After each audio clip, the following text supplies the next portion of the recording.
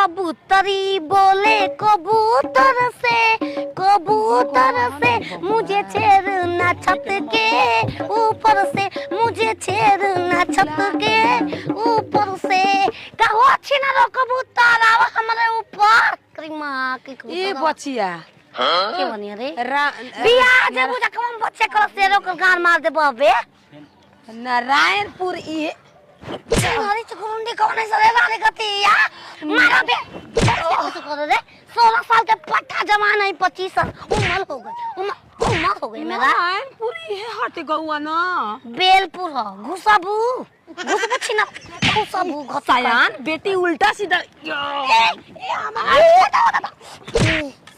बेटी हमार संगे नाटक में नाचा सो गाहिला पहिला सो माथा मत खराब कराम। हमने के गुड्डू मुखिया के घरे जाए के बाटे। का पूछे हमार बेटा का छुआ जा मार के नाम में पूछता हो मरत बालू विवाह अबे जा काटना तो धन चला तू हाथ हो। चल गाड़ी दे, चिड़िया गाड़ी दे, हम चिड़िया गाड़ी वो पागल ये करे दे गाड़ी दे बेटा बना के गाड़ी तोरा लेखा पागल चल दे कतला धन क्या हो मुखिया जी के घर आवाज में ये चिड़िया वाला ना। अरे तोर माई के बेल गो जो चिड़िया अरे तोर माई के बेल के चिड़िया वा वो भी उन्हें कपड़ा पूरा तारू उन्हें जगह नहीं खे। अरे मारी कहानी के तार धोई के बेल सरका दे उल्टा सीधा सरका आवा मार छिनो रो आवा मार निकलो ऐसे तुम लोग निकलो बाबा का हो कुछ ना देबे तू देबे खाई देता देखी कैसन बा बदल तू देबे बता हम हित भाग रे तारी माई के जते अमला पगला दीवाना हो रंबा इतिस बात न जान कि ओ मन प्यार करती है। इस सुते कुत्ते मुझ पे और गइलो अगर हम कपार के ऊपर से ये जब भी वाग होलम ये जे छिनरी अपन करा चाहता है अपन करा आई मया मालकिन अरे बाप रे बाप के वन हरे कौन हरे मालकिन आई भैया जो हम कैसे दले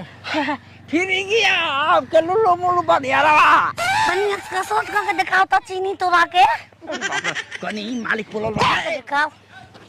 61 62 63 64 चार गो हमने के छेदत रहा लइका कौन वाला कनी आपके न देखे वाला दिखला हरू आवत ना सा बिया होई हां कनी चली घरे कैसन लागती हीरोइन फेल इसको में इंजन खेल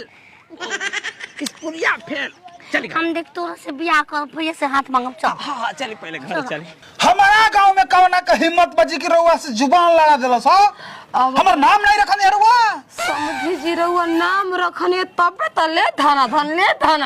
पूछे मत वो एगो लड़की बोल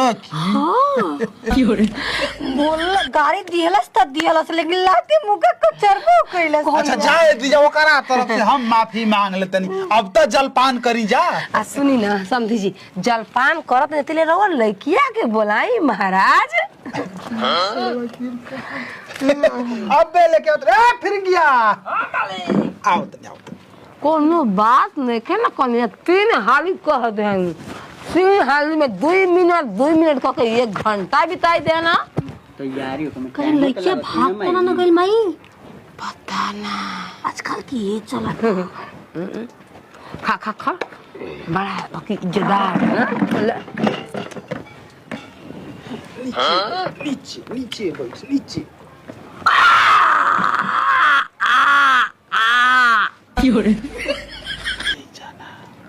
कुर्सी नचा ले ही तो तू आज नचा ले ये जोड़ा के दे काय डेरा पे के निकले पहले काय ये तो किसी ने ऐसा बुला हे समझी जी कम्बल बांटे तो उड़ाई भी नहीं यहाँ पर ठंडा लगा था का चार कबार गाइल मुझे नहीं सिखाइले कारे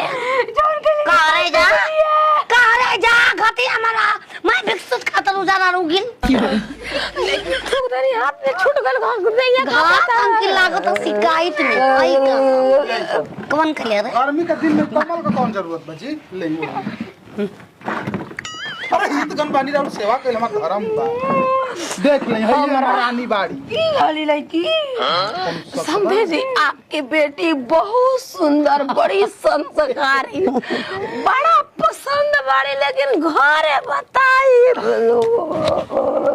ऐ जब भी आता है कब कब सवाल कर हम जल्दी जाए लो जमक दे के काहे रो ऐसे कहत न रानी में कौन का जी हमरा ठंडा बीमारी से नहीं खेला गो हीरा और बेटी के देख के लागो तो आय ओ मां ई तो उहे लइके जो रास्ता में मिला रही मरली एक चार के दाता ना दा ई का कहतन जे हमर रानी कबे के घर में सजत सौरत वाली पापा अरे करा हम सकली होई भाई कोई ना ना ये कपड़ा ये ऊपर कपड़ा अच्छा सुधाकर का लड़की बिया ऑटोलावा इनारा तर होई रोडवा पर लेकिन जाइला के बाद में पर रंग देखैले हिया कहते उगिंदा से हमर काहे खोइले बड़ से चिन्हत है हमने के पूछी के हम कब कर रहे हो ना चिन्ह तो ना कौन बात नहीं बताता बचिया कौन बात है के और बात हमके सहमत वाली हो सकेला हम सकल होई लेकिन भोसड़ी बड़ा बजैला से समझी जी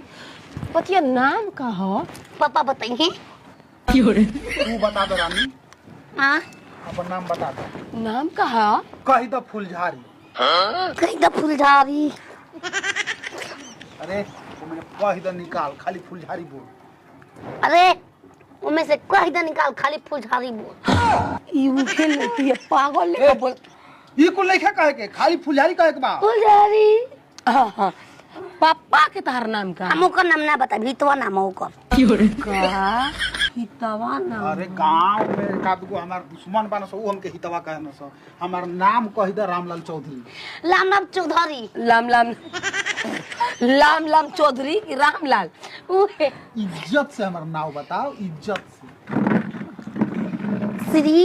पिताश्री के नाम लाम चौधरी अरे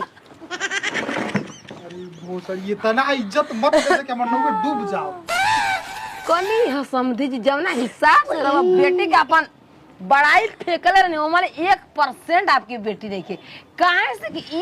और लगे बढ़िया बिया देखिए हम कहले रही कि रानी हमार हेतनी 100 में हेतनी खाली 30% पागल है थोड़ा तनी कम होला नानी के का नाम है नानी के उषा देवी खाली उषा देवी हा हा में ना हो मामा के तहर का नाम हो डुलोला द्रोणाचार्य डुलोड़ा था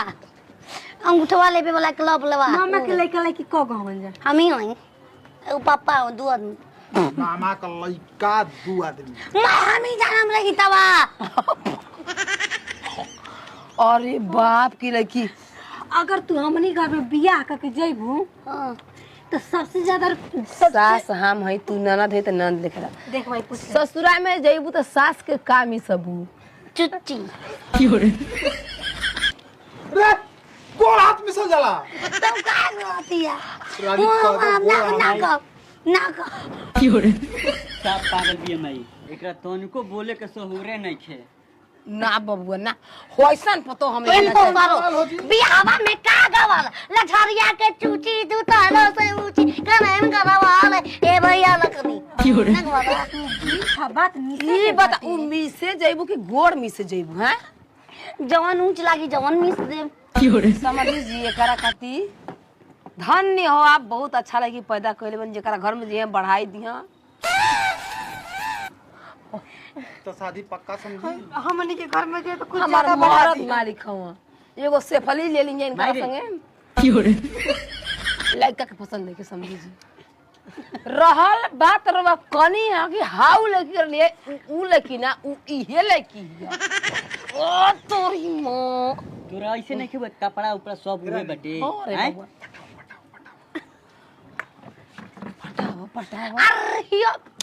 अरे